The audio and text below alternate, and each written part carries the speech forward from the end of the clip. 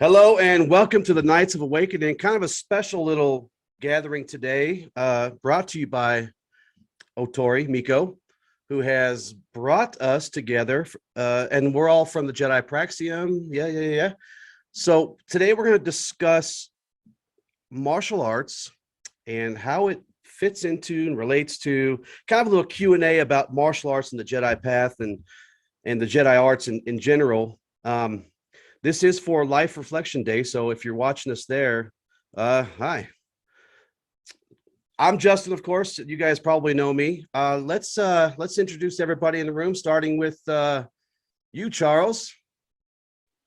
Hello, everyone. I'm Charles. I'm a co-host of Knights of Awakening, former host of the Labyrinth, practicing mystic, and martial artist, more on the boxy, weapony side, but, you know, I study a little bit of everything.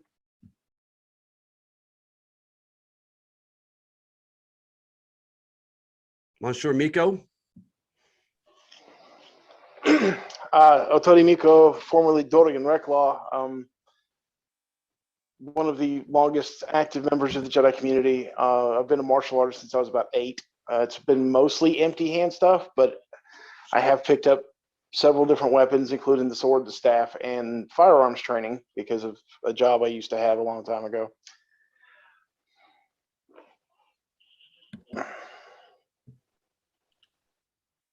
Sir Bark, Michael. Certainly. Okay, so yes, my name is Micheal Bark. Yes, I am a martial artist. I coach a form of Chinese boxing.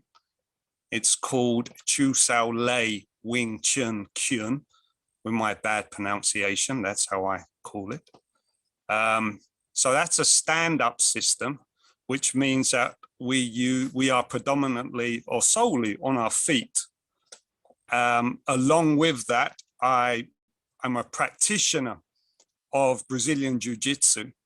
I'm a very bad practitioner, but I'm a practitioner of Brazilian Jiu Jitsu, which is a system which works predominantly on the ground, not only, but predominantly on ground. And then I mix the two together through training MMA, mixed martial arts. So that's what I do. Oh, and when I can, I throw in a little weapon work as well. Weapons from my own system of Wing Chun, but also weapons from Filipino martial arts I train on occasion when I can. That's me. I would say a bad practitioner of any martial art is better than a non-practitioner. Yeah, okay. Well, thank you, everybody. So we all came up with questions to ask each other, and let me pull up these questions here. And I think, as customary, it was what I'm used to doing, handing the floor over to Charles. Charles, could you give us your question and then kind of have us answer it at your leisure there, or just pick who you want to answer it? Certainly. So I'm going to go left to right on my screen here as I do this. So my question is, how do you incorporate the Force into your martial arts, and how do your martial arts benefit your Force work? So it's a double-sided question. And as we're going left to right, that means I put Justin on the hot spot first, since he's directly to my right on my screen here. So Justin, you know, how do you do this? Well, it's not much different than many of my practices where I'm incorporating the Force, which is almost everything that these days. After 20 years, it just kind of becomes a habit that you put into everything. But as it relates to martial arts, of course, my goal is to connect and flow with the Force, with my movements, my thoughts. I do sort of like a moving meditation where I focus my movements. I focus on my movements, whether that's empty-handed or with some kind of weapon or tool. I then focus on seeing and feeling the Force surrounding me and permeating me until my very movements, my very breathing are enhanced by this connection in every way. I almost go into no mind sometimes, and that's a question we'll get into later maybe, but how are they how do I benefit from these? Well, basically, yeah. Yeah, it's more of How do the martial arts benefit your force work after that? So it's, how do you incorporate it, but then how do your martial arts themselves benefit from it? Right. Do you notice them being more beneficial from it? Well, I was getting to that, but you yelled at me. They're benefited through that harmonious connection between myself and everything that's around me. You get hyper focused, you get hyper aware, your strikes are more efficient and better on target and even stronger. Like I said, your mind is sharper, your mind is more focused. And you are operating in like this complete state of calm. If you find that harmony between your mind, your body, and your spirit, martial arts is a good way to do that, because it's kind of forcing you to work together. Because if you're not, then you're going to fall or trip or get punched in the face if you're sparring, which nobody likes doing. Nobody likes getting hit in the face. But it enhances what you're doing, because you have that hyper awareness. Nothing else kind of matters at that moment.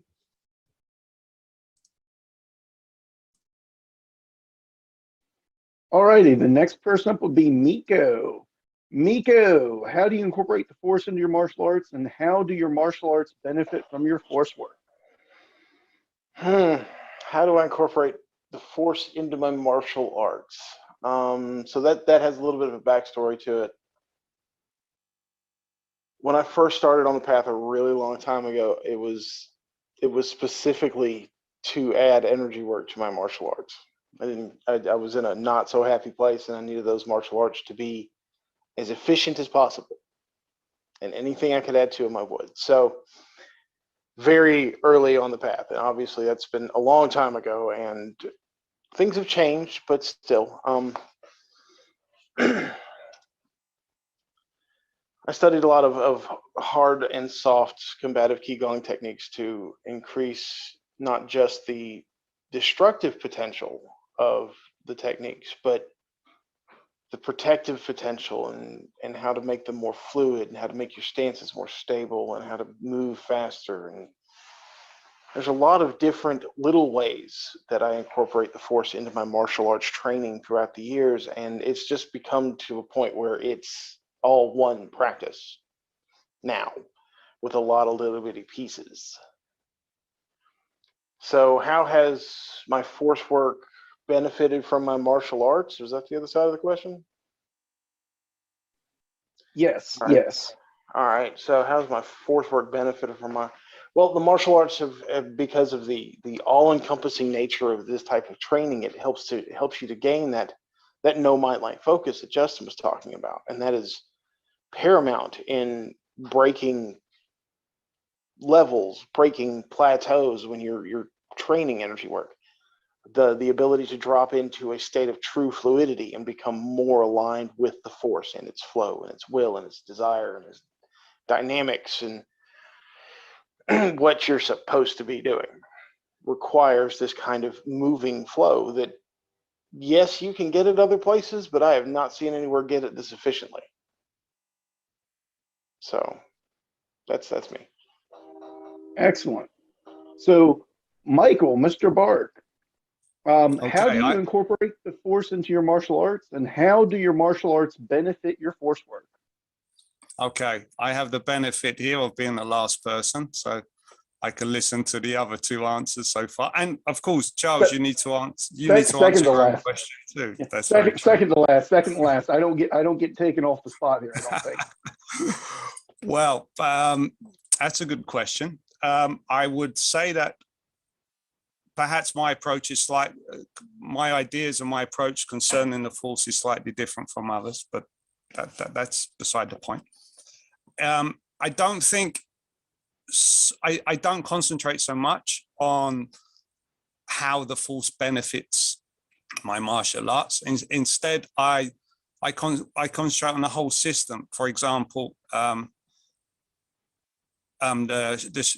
structure.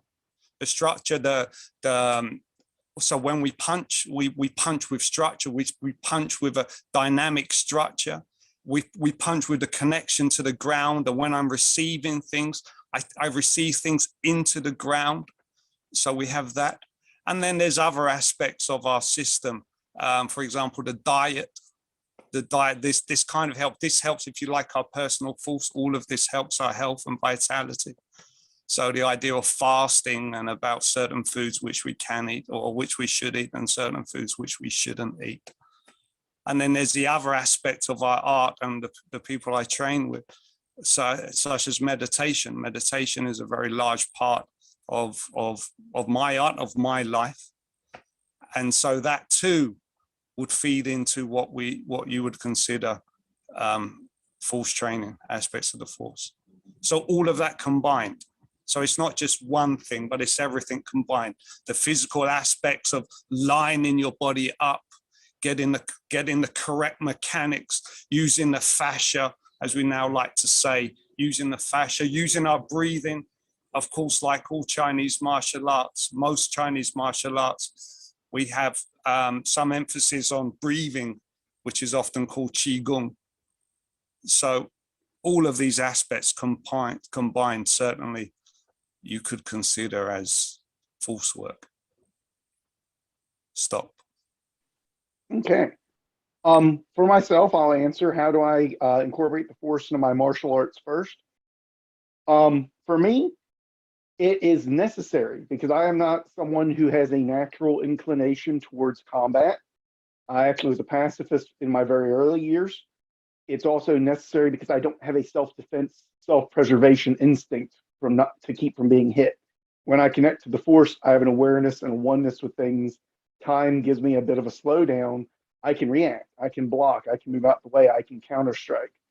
Without that, for me, because of my natural instincts, I'm a heavy bag that punches back, very literally sometimes. And if I'm not in a good flow state with it, if I'm not in a good force state, I very quickly realized that I was just trading punches. Or in the case of weapons art forms, I was throwing lots of attacks in hopes of landing a hit. And while neither of those is terrible, they're also very dangerous, very non-self-preservationist methods of fighting and conflict resolution. When I connect to the force, that awareness allows me to, as I always told my sparring partners and always tell them to this day, it lets a guy like me compete at their level and to get to their level to where I can equal or get a little bit above where they're at sometimes. Now, how does the martial arts benefit my force work? Well, the biggest thing with force work I've ever noticed for anyone, anywhere, is this proving it to yourself that it works. And when you have just stepped past a sword swing that you know you didn't have the reaction time to do so before and hit a guy and he feels like he was standing still, you start to have an evidence that is undeniable. When you hit a man with a light palm strike and knock him to the ground, it gives you something that shows you that you did more than what you would have done with just your bare hands, with just the weapon that was in them, or just your normal movements. It proves to you the essence of the force's reality in a way that gets past the doubting mind. And that is one of the most valuable parts of practicing the force within the martial arts. That part of you that says, I know this is here and I'm connecting to it, but how real is it? Suddenly turns into, well, I know I can launch a guy 30 feet back. Well, not quite 30, but 10 feet back with a palm strike. And I know 10 feet because I remember doing it to a very sturdy built friend of mine. And I know I can launch a guy back 10 feet back with a light palm strike. I can't doubt this anymore. I can't sit there and say, is this in my head? It's not in my head. It's in my hand. It's in my body. It's in them. So that's where those benefits come in, which means that we're swinging back over to the man who's on fire for the next part to lead us to our next person, Justin. So my answer, Michael's answer, and Mikko's answer were and Charles, our answers were so kind of different regarding martial arts. I have to ask real quick and just make this a quick response. What is martial arts? Because it seems like they're different to each of us. Michael, we'll start with you. Plainly, what is martial arts? So that way we kind of set a benchmark here for everyone to follow. Okay, so martial arts is the art of combat. It's violence.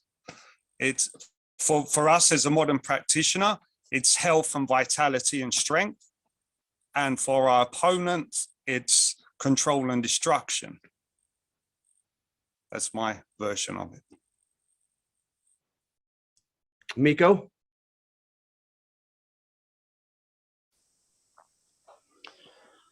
The martial arts, individually, they are acts of war. They are using the body, or they're using the body to destroy someone else. Now, you may have a weapon in the way, but you are still manipulating that weapon. We made a joke about the best weapon being a tank, and that's not a martial art. That's just a superior art, and I understand that blows stuff up. But that doesn't keep it within this definition of physical body-to-body combat arts. Now, on the physical, that's what they are. They're training their health, and they are break something off in somebody else if need be. But there's a spiritual component to it, and there's a lot of mental training involved in that. And so it's not just combat art. I mean, I can go train to just beat the snot out of somebody, but that doesn't give you the same benefit as the meditative motion and the flow states that you get through. I'm gonna say proper through most Eastern martial arts practice, because that's where it is most commonly seen. Chuck? I want to emphasize the word art within the word martial arts. We Micheal and Otori have hit on the martial part and somewhat the art part. It is more than just the skill set. It is the mind frame. It is the understanding that this is like an art form, like painting a picture. You're going to do it in a different way than everyone else does, but you're also going to do it within ways that other people have done before to help you get started, to help you understand it. It's an awareness of the self, the world around you, and the person that you are in conflict with, so that the whole of all becomes one, so that you can resolve that conflict in hopefully the least violent way possible, and escalating up to the way that makes sure that you walk out of it alive. And that is more art than it is simply skill. Anyone can learn to throw a really hard punch. It takes a lot more to have the ability to make decisions in the moment of flow within that. That's where we get the art within the martial art. And there's always a very heavy focus on it being combat oriented, and I believe that's important.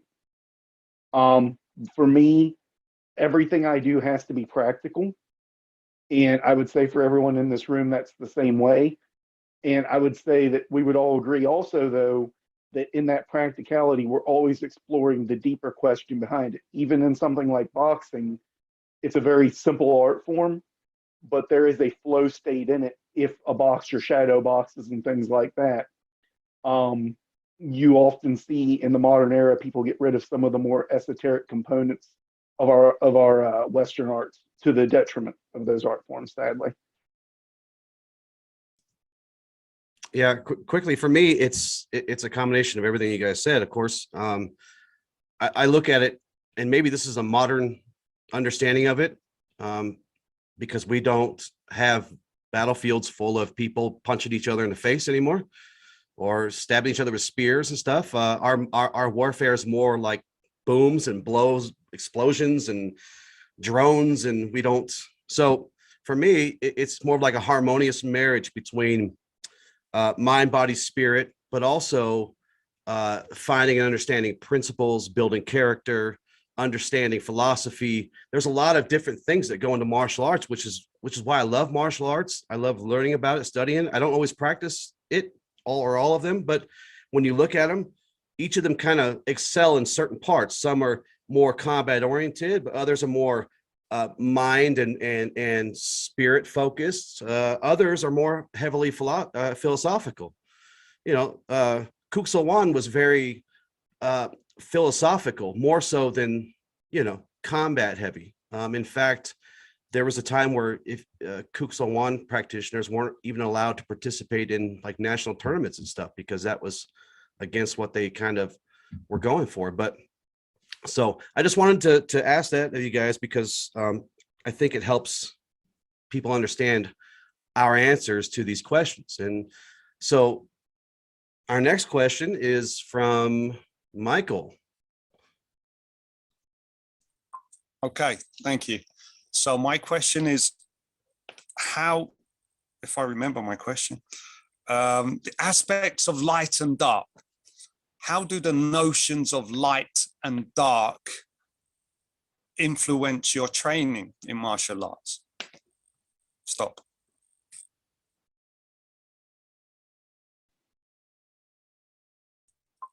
And I suppose I should choose someone. Okay. So Charles, if you would, please. Excellent, thank you. So for me, light and dark are the core of my ideas of martial arts because everything comes down to light and dark. And I want to preface this with light and dark is always situational to what you're talking about.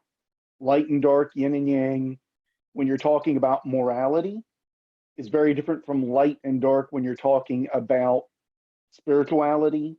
It's very different from situational. It's very different from the yin and yang of the balance and the harmony of the universe itself. So with that first, I recognize that in order to ensure the light, which is the survivability, the positive aspects of the world, the nature of who I am and how I fight, how I think, how I engage in conflict has to be very dark. That I am one of those people due to that lower reaction time that I mentioned earlier. I can utilize it with the force, I can amplify it. But if I rely on it to avoid, and I focus on that concept of light in terms of morality and, in a sense, dark in terms of, using that less seen, less understood aspect, that hidden aspect of movement, that I, in essence, will eventually get pummeled to death, very literally. Instead, I recognize that I must embrace a darker aspect in conflict and cause harm to stop my opponent before they can hurt me. I am never going to disarm someone through a dozen deflections and a throw. It's not how I'm built. It's not how my brain works. And it's not how my body works. However, in that, I also bring with that the active component of light, recognizing that I'm ending this before they can kill me, and hopefully before I have to hurt them so bad that I kill them. A kidney blow will mess someone up. It might put them in the hospital. In fact, if I'm doing it without gloves on, it very much will put them in the hospital. But it will only put them in the hospital. It won't be a death blow. A strike to the ear with the flat of the palm is a dark thing. You're going to injure this person severely, but it is also better than trading blows with them until they drop and are effectively removed from life itself. I take light and dark to mean a give and take. And I recognize that also means that I can't simply go on the raw offensive when I fight within the martial, but I also recognize that I need to balance out my reason for entering a conflict. If I'm in a conflict and I have to use this, I have to ask myself, am I doing this because I'm protecting myself or other people? Or am I doing this because there is a part of me that is an animal like all other people that seriously wants to hurt the other person because how dare they enter conflict with me? And I have to be able to answer that question in that moment, in that practice. So within my training methods, I train the give and take. I try to not just go full active, which in a sense is light, very, very, very bright, very shiny, very forward. And I try to remember the darker aspect of combat in the form of evasion and illusion and trickery.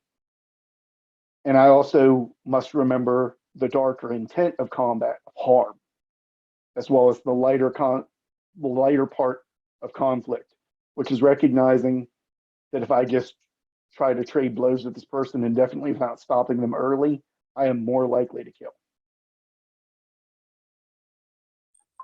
Excellent. Thank you. Thank you. Okay. Otori, please. What's your take? So the light and dark of combat. I'm gonna reference this more often as yin and yang because I don't necessarily like the connotations of light and dark because on a cosmic sense, dark things are needed. And so keeping this negative stereotype that our community very plainly has with that word I'm going to try and just not use that at the moment. So balancing the yin and yang in the way I train is always remembering that the very violent, very external arts are very young. They're very dark. They're very destructive. They're very active. And when you balance this with the meditative, the internal, the passive, even the energetically based health centered arts like Tai Chi Chuan, Baguzhang, things like that, the internal is the yin. And so for the longest time, I didn't practice this way because, as I've mentioned many times before, I grew up in a really bad situation, and my martial training was legitimately aimed at destruction of another human being. It was a focus. It got me to where I am. I'm not ashamed of what it was. It never got to that point, and I'm proud that I can say that. But the point is that I used to study all of the dark that of combat, and combat as a concept, when you look at it from this path, and you have like the warrior and the mystic aspects of it. The warrior aspect of it is the yang. It is the dark. And the mystic aspect is the internal, the questing, the passivity, the enlightenment. It is the yin. So the further you step out from this picture, the definitions of yin and yang change, just like Charles was saying. The definitions of light and dark are very subjective. So if you're talking about a direct application, looking at the light and dark of it, the light is, or the dark is this destructive application where you end up dislocating or breaking the limb. The light aspect of it is modifying it to where you don't have to. You just lock it and put them on the ground and disable them without doing any permanent damage. The move doesn't change as far as what you're training just empty-handed or basic and partner drills or whatnot, because you're not trying to break your partner into pieces. That runs you out of partners really, really fast. So you focus on the yin there, and you work on this. But because you're in this state of yin, you have to focus in the back on the yang, or the more severe moments when you're going to have to use this as a destructive art. You're not going to be ready for it. So light and dark in training should be every second of training, even to the point of overtraining is destructive to the body, and that would by its definition be very young, not very yin. It would be very healthy. And you can train yourself into a hole that you can't crawl back out of. You can train yourself until you break into pieces and you can't do anything. And at that point, all that training goes right down the shitter. And it's absolutely pointless at that point. So remembering the concepts of light and dark as the pieces of balance is you always have to maintain this sense of balance in every aspect of your training, no matter how small or how big.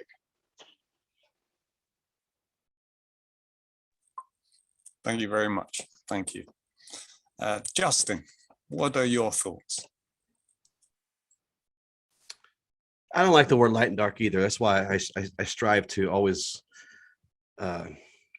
look at things, especially through the view of the Force, through Ashla Bogan, only because it helps me understand two things: harmony and disharmony. Everything that we do, every thought, every single word, everything we write, everything we read, everything has the potential to be bad or dark or light or whatever. Everything. For me, it comes back to intent. So when I thought about this question, it takes me to the idea of intent. And as we think about self-defense, martial arts, you're literally taught techniques that can be deadly. Like you learn to kill people in a way, with your bare hands, even, even techniques that aren't necessarily meant to cause death. Like Michael, you do Jiu Jitsu. You could cripple somebody for life, with those techniques very easily. So when I think about it, I think about intent. Now, like, for example, in the Army, I was taught techniques that were designed to stop your enemy, to wreck another human being. period. Just wreck them, stop them, incapacitate them, up to and including death. Maiming, dislocating, breaking, those are even better because then they take 2 people off the battlefield, right? I still practice those techniques. I don't practice them on people, and I hope I never have to use them on people, but I still practice them. As a responder, I've learned and used and practiced many times, more times than I can count. I've used these techniques to where you learn how to control people through pain compliance. You learn to manipulate their body in ways that doesn't feel great, and it could cause serious, lasting, permanent damage to them. So the goal, of course, for me as a martial artist or as a practitioner of combat arts, probably a better way to say it, is to do the least amount of damage possible.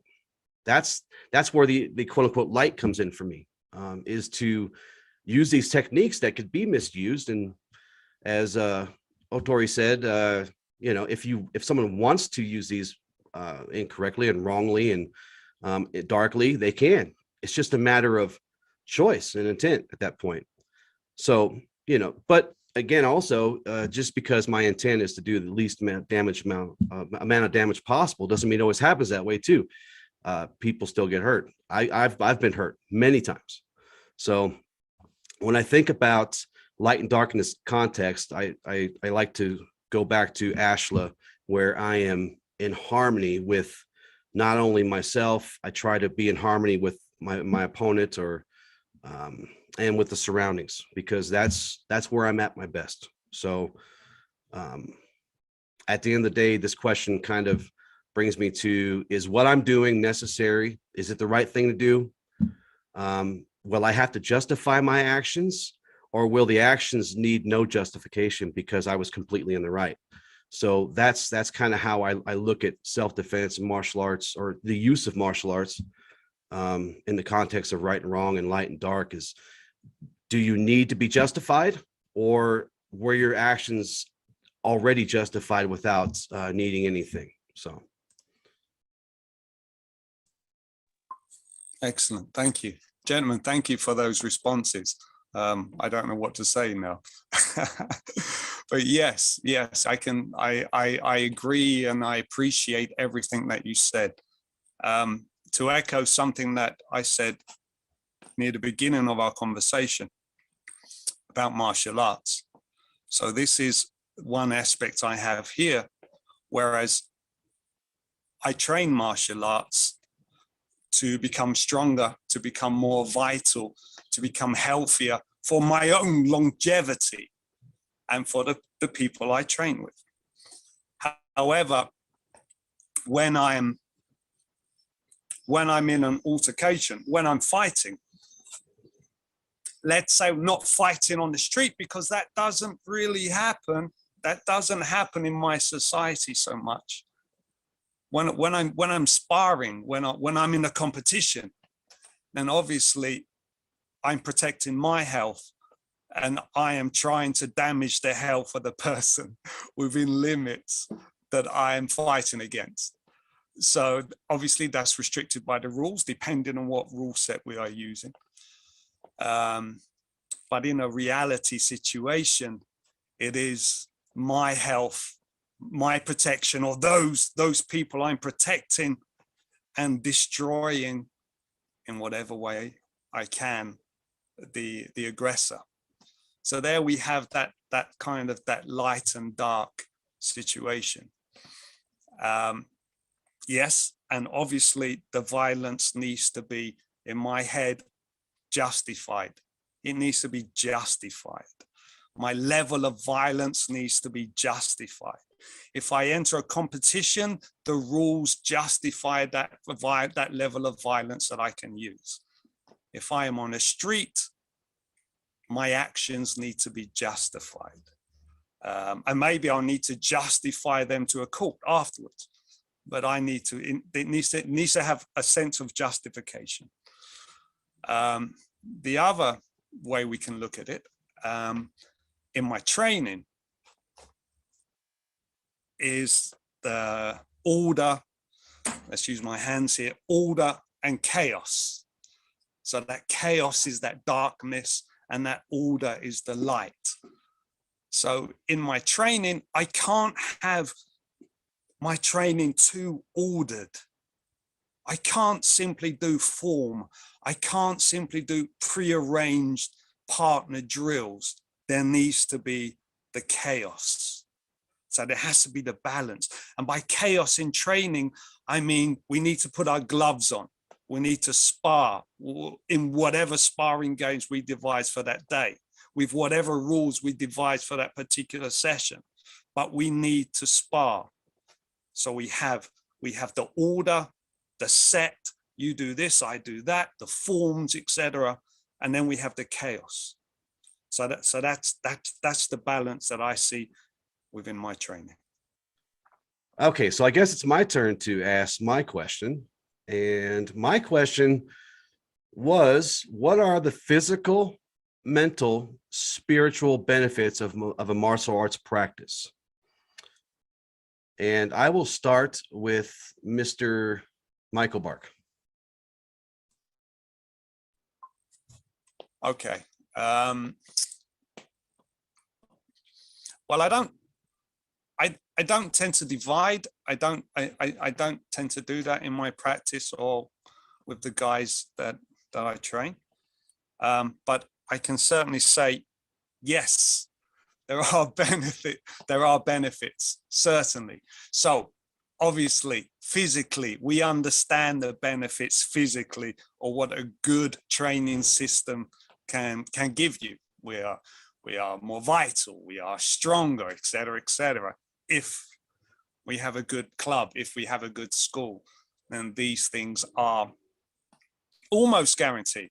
However, there is a dark side to this as well, because when we train too much, or if we enter certain competitions, we will get damaged. Okay, so there is that. So yes, martial arts are good to a certain extent. Okay, mental characteristics, yes, certainly. Okay, because we have study, because martial art isn't just a physical thing, it is a mental thing. So we have mental clarity. So when we're talking about meditation, when we talk about doing forms, when we talk about concentrating, mindfulness, concentrating on the motion and only the motion. So yes, mental benefits too, certainly. When it comes to spiritual for me is a combination of the two. I don't have a thing. I don't have a system where I say physical, mental, spiritual. I see spiritual as the combination of everything. So yes, benefits there certainly are, providing you train correctly. Stop. So one kind of begets the other for you. Okay. Charles, I'll ask it a little bit different this way, because it's kind of an obvious answer. Of course, it makes us stronger. Of course, it makes us smarter and sharper. Of course, there are some spiritual benefits for most people. For you personally, what benefits, physical, mental, and spiritual, have you found with your practice? Well, physical, it gives me a reason to get up and move. We live in a sedentary lifestyle. As a doo-doo practices mysticism on a professional level, my job does not have me moving around a lot. Like, no matter how many hand symbols I draw or how many sigils I put down to paper or chalkboard, none of that's burning any significant amount of calories. There's not a lot of jumping jacks and sit-ups. Not normally. Not unless I've got an overload of clients that month and I'm frustrated and I'm hopping up and down in frustration, which does happen sometimes. But ideally, for me, the physical benefit, it gives me a reason to be moving. I am not someone who can just lift weights for the joy of lifting weights. I have to lift weights towards a goal. And if I know that I'm trying to increase my punching strength or my ability to take a hit, weightlifting suddenly has a purpose. But moreover, the movements themselves are active. You cannot help but burn some calories and strengthen some limbs and do just a little bit better than you did the day before in any martial art or any combative art. As for the mental is one that I think a lot of people overlook. There is a focusing that happens. You're fully engaged in what you're doing in the mental, especially once you get into sparring and drills, because if you are not, you will have a corrective measure that will be implemented instantaneously, often across your nose, that will bring you back to a hyper level of focus. You will be aware. You will be aware of your nose. You will be aware of what hit your nose. And the next thing that happens, you will be far more focused in on. I am one of those people that outside of my meditation states and outside of purposefully taking on a hyper state of focus, don't have it. If I enter a state, I have it, but I need a reason to enter it. And there is no better reason than, you know what? I don't want to be hitting the nose today. I don't want to be hitting the ribs, or hey, I would like to hit this guy instead. Be that with a weapon, even if it is a foam padded weapon for practice, or if it is a flexible weapon like Shinai, there is an incentive. Getting smacked across the wrist with a ruler reminds you to be aware.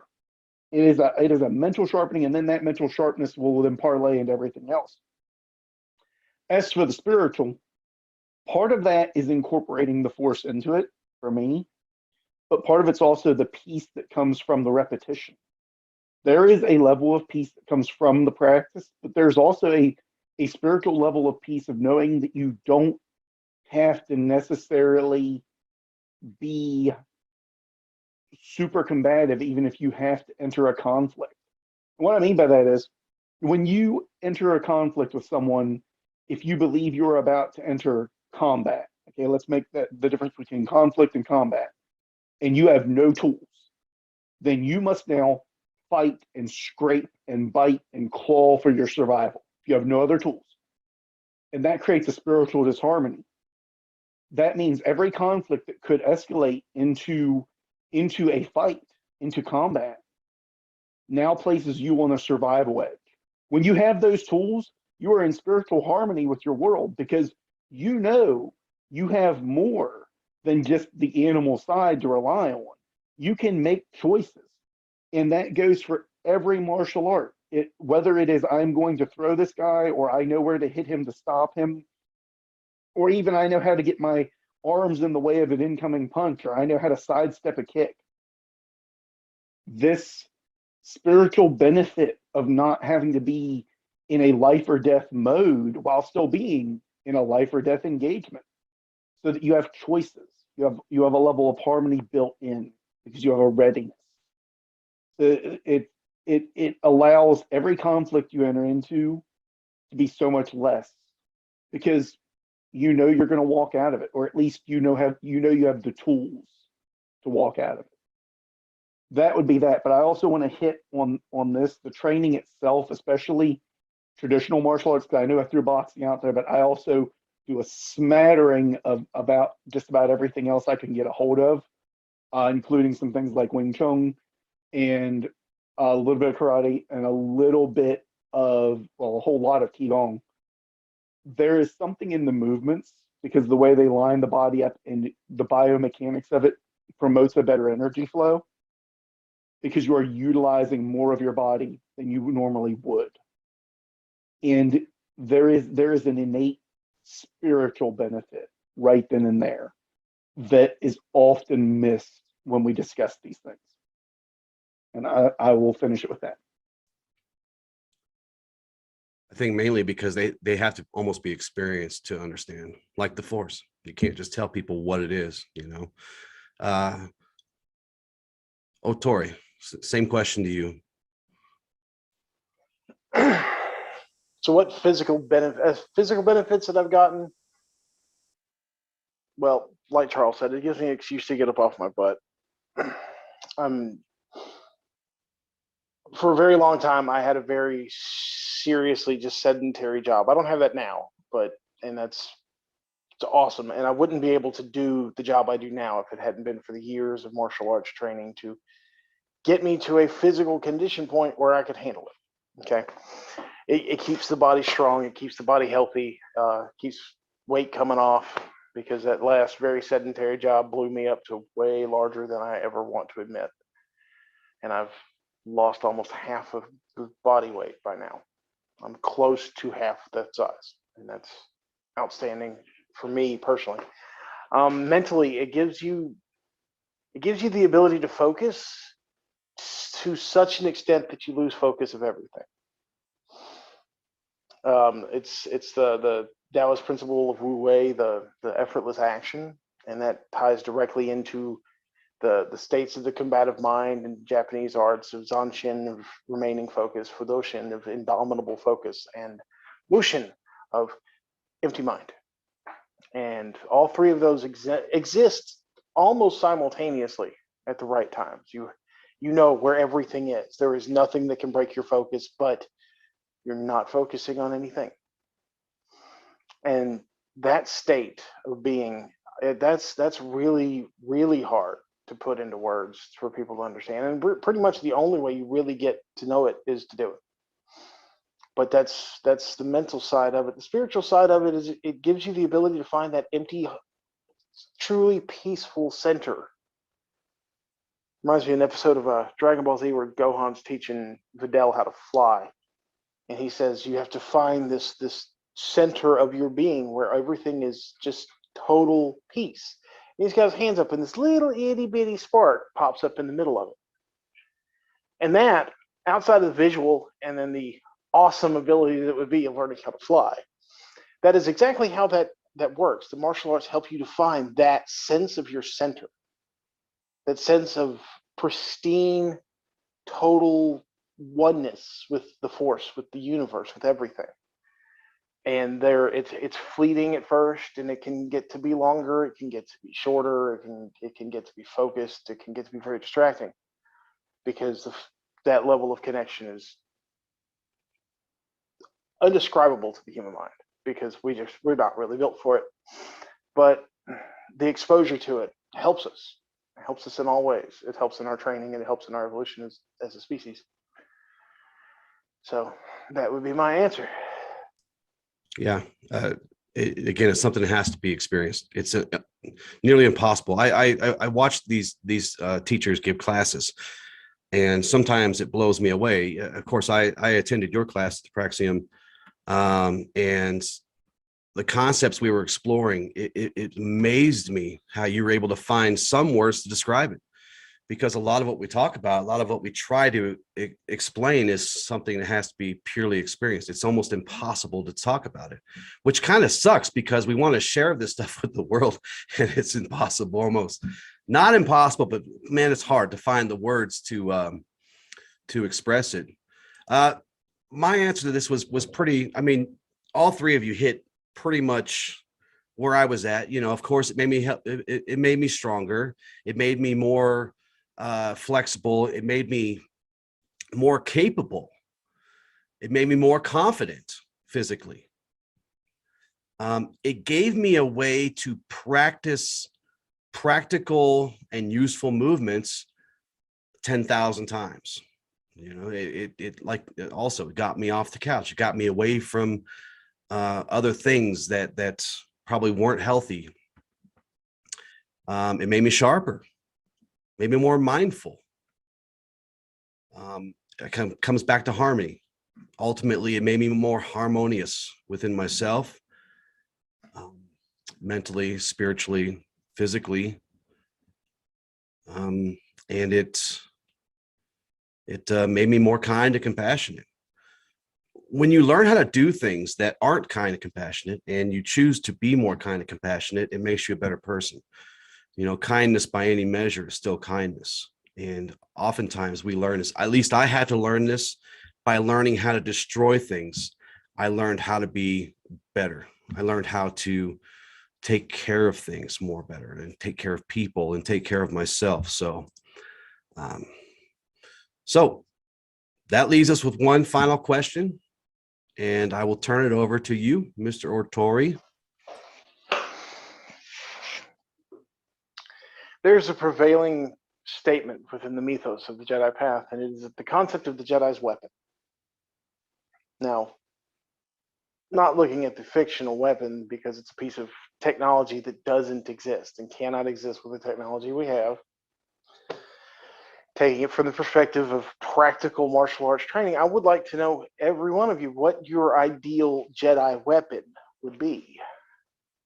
Because as a knight of the Jedi path, there is always this concept of the ability or necessity of physically interacting, socially interacting into a negative situation that could ultimately lead to a violent confrontation. But readying yourself for the violent confrontation helps you to ready yourself for any non-violent confrontation before that. If you're not scared to get in a violent confrontation, you're not scared to stand up and tell somebody they're being wrong. We'll just say wrong. There's a bunch of ways people can be wrong. So that weapon becomes as much a part of the physical training as it does the psychological training. So I'd like to know, each of you, what you think is the premier Jedi weapon. And with that, I would like to send this to Charles first. So Charles. Well, my answer is a dual answer, but I will explain it quickly and concisely. It is both the Boken and the walking stick. And the reason for this is that the walking stick is the hidden weapon. It is totally harmless, as it should be, until it is necessary to be harmful. It is concealable in the sense that you can take it out in the public and it is seen and no one sees it as a threat. If you have any injuries, it becomes a great benefit. It's a lever, it's a tool, it's all of the great things that any good stick is. But it is also one of the most effective bludgeoning tools that you can carry easily anywhere. The reason for the Boken within that is because everything you learn to do with a Boken translates into a walking stick perfectly with zero shifts and changes. Literally, they are the same thing with a slight shape form change. But the Boken retains the essence of the concept of the sword. And there are two concepts of the sword, the life-giving sword and the life-taking sword. And in that essence, the symbology of the sword is retained within the ideal of the Boken. We have the power to protect life, the power to take life. And that in that, any action that is taking life should be protecting life. And when I say taking life, I don't mean necessarily just killing someone. If you shatter a man's hand, you've taken part of his life.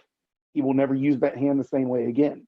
And you should be very certain you are giving someone else life, yourself or another person, with that action. This should not be for pride or ego or arrogance, but it should be protecting life, giving life when you take from someone else's.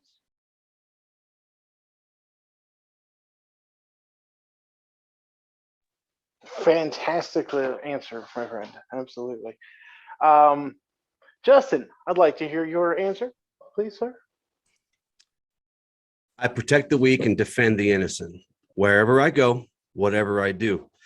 That is one of the nightly precepts that I share and I teach and I carry with me. Charles and I have been working on a series of shows about the precepts, and today, no, maybe next week, you'll hear our discussion based on this, but this is kind of the pivotal thing. I protect the weak and defend the innocent wherever I go, whatever I do. Well, how do we protect people, right? Ultimately, a knight or Jedi who practices martial arts, they should be the weapon. Their minds should be sharp and easily focused. Their body should be strong, flexible, trained, and practiced. And their spirit should always be noble and kind. Anything in their hands, whether that be a stick or a sword or a gun or whatever, should be an extension of these things, the things I just mentioned. If we're talking about an object, a knight or a Jedi would use a self-defense weapon, I would always go to the shield. That is probably that's probably the physical manifestation of a knight, because we defend the weak and protect the innocent. However, it's a little weird to carry around this big old shield, right? Unless you're all spangly and in a comic book. But no, so I would say, if we're talking about an object, that we would use it as a defense weapon. Then I have to, considering the legalities of most places, the practicalities, and ease of use and the ease of training, I would have to go with some kind of staff, like Charles said, like a walking stick or a staff. I think that would fit the bill nicely, because you get to that becomes an extension of your principles, and that becomes an extension of your morals, and it becomes an extension of your path and your ideals and all these things. So because it can easily be whatever you want it to be, and it hides in plain sight. So very nicely put. I appreciate that. The shield is a fantastic answer, but you're right.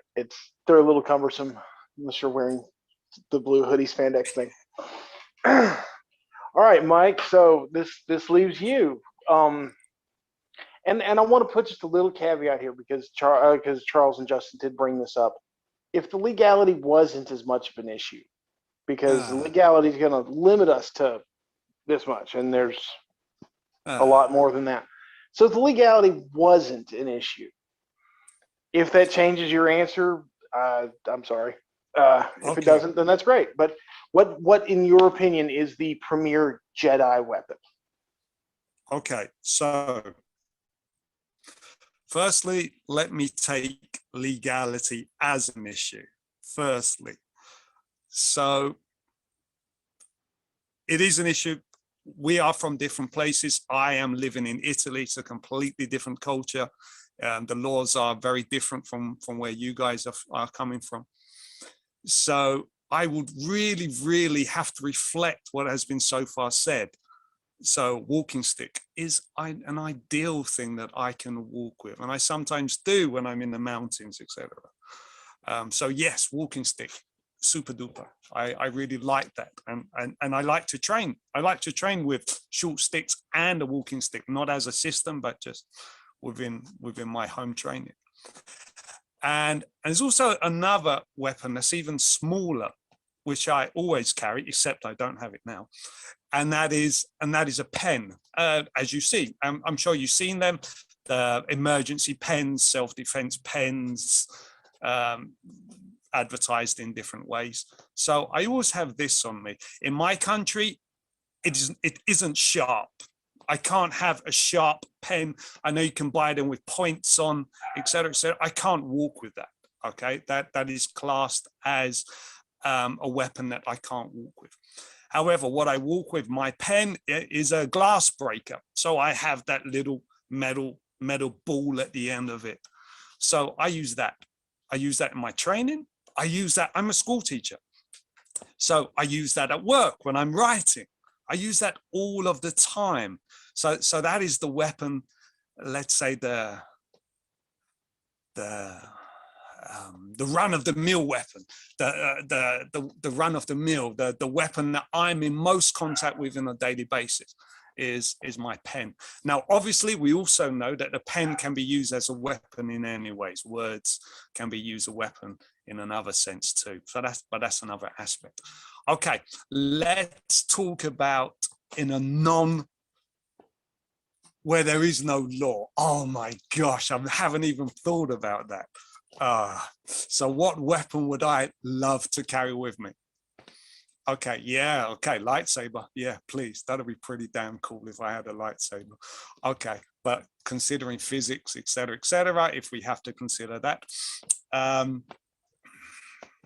Okay, would I walk around with a sword? Yeah, okay, maybe. But also the stick. I mean, I train with a stick more often, and I train with a knife. So stick and knife is what I train with. I train with a long pole. I train with a short poles. I train with a medium pole. So I'm used to training with a pole. However, if we are in a society that is where there are no restrictions, a society where every other person has a sword or two swords at their sides, would I choose a staff? Yeah. I don't know, man. I don't know. I'm not sure. The Yeah, sword can kill, the sword can removing heal. legality does kind of make that a much messier question. So I would like to insert that Micheal Bark just answered Otori Mikko that the pen is mightier than the sword yes, when asked about weaponry. I would just like to put that on the record for the rest of eternity. And I for love the rest of that. eternity. Thanks, guys. That you did that. I love that you did that. Okay, let's turn the question back to the questioner. Please, sir, what are your thoughts? The premier Jedi weapon. Well, I mean, there is the obvious statement of the Jedi has to be the weapon, but that's not why this question was aimed that way. The premier weapon of a Jedi is one that, again, looking at a physical weapon, is one that demonstrates a statement of readiness to act, willingness to act, but peace in action. It should not be something that is overly just demoralizing. It shouldn't be something that just it's big and scary, like a shotgun or rocket launcher or anything crazy like that.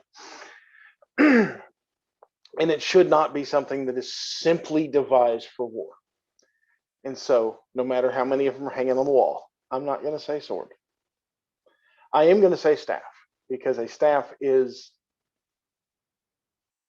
one of the single most versatile weapons that you can train, because you can find anything to emulate a staff if you were in a defensive situation that required it. Like, I personally like to train a 5-foot staff because that's about how long a shovel is, it's about how long a broom is. If I'm in a situation where I'm out and about and I'm in a building and I need it, there's a possibility, there's a pretty high possibility there's something in 2 steps from me that I can use like a 5-foot staff. I could technically use it like a 6-foot staff, but if I'm used to a 6-foot staff and I swing something 4.5 foot and I miss, no. So I like to keep it in a relatively generally useful distance and length range. But the weapon has no edge. It has no destructive capability. Yes, there is a potential for anything to be misused to a lethal end. But this is never something about a lethal end. This is something to help you carry water. This is something to help you climb a hill, or prop open a door so that you can get through it, or dig up a root, a medicinal root, so that you don't die. I mean, this is the oldest tool, and they grow naturally from the ground. It takes very little forging to make a good staff, and so it makes them eminently replaceable, but they're also extremely durable in what they are. So I feel that this makes its existence premier for the Jedi path, because it is natural, and because it is purely visually defensive, and because it is not a superimposing sight just to be there. Yes, you can wield it to be an imposing thing, but again, that's the misuse of anything. And to that end, I've actually taken, since the gathering in August, to forming the Jedi staff form. I noticed something while we were there, that everybody was using their symbols of the martial aspect, to put it very politely, in ways to fulfill this ingrained connection that so many of us have with the combative aspect in the Jedi Knight. It's the knightly part of that, usually. But due to legality, even though I did take it out of the question for Michael, due to legality, due to versatility, there are countries where this is the staff is the only weapon that I've listed that you can actually get, because it's a stick that grows out of the ground, and it's kind of hard to stop it. It's really difficult to say, don't cut that limb off and hit somebody with it, because you can't. So because of that, I've taken to devising the Jedi staff form, and you can find that at jediarts.site. I'll make sure there's a link posted at some point in the description, or maybe flash across the bottom of the screen here when we show this. I don't know. We'll see. The Jedi staff short form is up. There are some basics up. I'm working on standing and seated breath work, similar to Qigong. And I will also be doing another long staff form, a short staff, at least one short staff form, and an empty hand form. And they're all presented in a very Tai Chi meditative way, but they all have, every move has an application to it. So you're not just pretty dancing. Okay, it's not stage performance. It's every move has a potential of defense and counterattack. So it's a legitimate staff skill, but it's not presented in any way that you're going to break your legs immediately if you swing it wrong, because you're not moving super fast yet. Anyway, so that's up and it will continue to grow. And that's the weapon. That is the weapon that I feel every Jedi should use, because it's what we are. It's a defensive weapon. It's not meant to hurt. It's not meant to break. It's not meant to kill. If I may, I would like to make an awareness that every single answer on this has been analogous in some way to the Force itself. It comes from nature. It flows. It can create or destroy in the sense of the pen. It is part of who we are. It's built into what we are. And I think we should also recognize that within all of this, that we're all innately hitting on the essence of what the Force is as it moves through us in our selection of weapons. And I don't know that everyone watching would catch that without someone mentioning it. So I wanted to just put that out there real quick. Yeah. Ultimately, as I've said 1,000 times probably today, my goal is to be in harmony, and nothing combines a sword and a shield better than a staff. Nothing I can think of, nothing that's been brought to my attention or invented.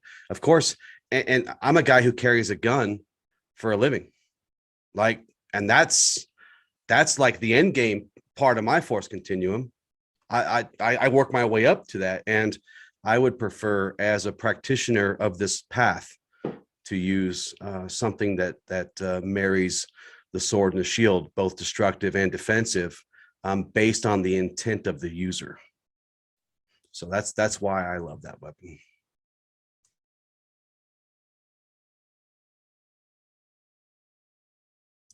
Okay, I think that's going to wrap it up for us. Happy New Year, everyone. We hope you enjoyed the our little addition to the life reflection day. Check out the Jedi Praxeum, of course. Check out the Knights of Awakening. Check out International Federation of Chivalry Now. I'm just going to throw all these out here. What else? What else are we checking out? They can check out their local martial arts gym. Will be a good idea. Maybe That's the best answer yet. I wish we had time to maybe this can be something to for us, and maybe we can get Andre on the next one. How to tell the difference between a McDojo and a good martial arts school. Walk in and say McDojo and see who laughs and who gets upset. That's pretty good. That's true. That's actually a a good. Is this a McDojo? And the guy gets mad at you. The answer is yes. That's a good. That's probably the best way to do that. Yeah. Also, JediArts.site. Want to put that out there again. Incredible stuff that Mikko is working on there. I highly recommend it. Even if you can't pick the form up very quickly initially, once you familiarize yourself with the movements, you'd be surprised how much you can incorporate the staff into everything you're doing. So. Okay. Thank you, everybody. And until next time, awaken the night within.